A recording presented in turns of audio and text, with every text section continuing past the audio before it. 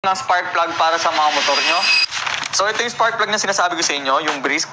May tatlong code dyan sa link na nasa description kapag kinlik nyo. So sa tatlong code na yan, merong syempre pagkakaiba-ibang mga motor na pwede nyo paggamitan nung spark plug. So ito meron isa.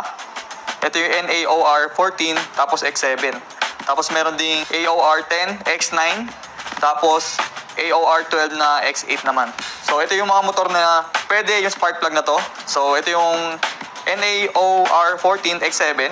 So pakita ko sa inyo. Ayan, kita nyo naman. Yun yung nakalagay na code sa mismong spark plug. Tapos ganito siya. Ayan. So yung motor na pwede dito, pag sa Yamaha may MIUI 125, MIU 125, MIU Soul i125, MIU Sporty, tsaka Pasio. Sa Kawasaki naman, yung KLX 110 tsaka 150 pwede rin. And yun sa Honda, pwede sa Beat, sa Scoopy, sa Click 125, sa PCX 160, and sa ADB 160.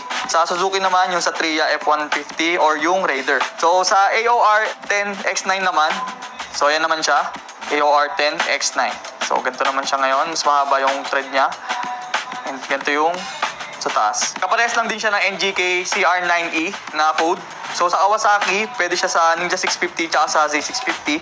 Sa Yamaha, sa R3, sa Y15ZR, tapos sa Y2F, ay sa YZF R1. Tapos sa Honda naman, RS150 tsaka CBR 150R tsaka Click 150.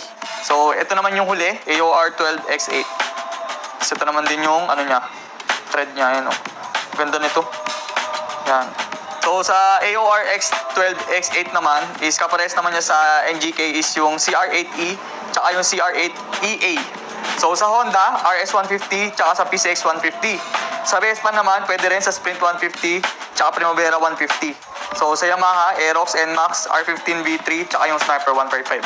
So kung nandun sa mga code na sinabi ko, yung mga motor nyo is pwede na kayo umorder through online.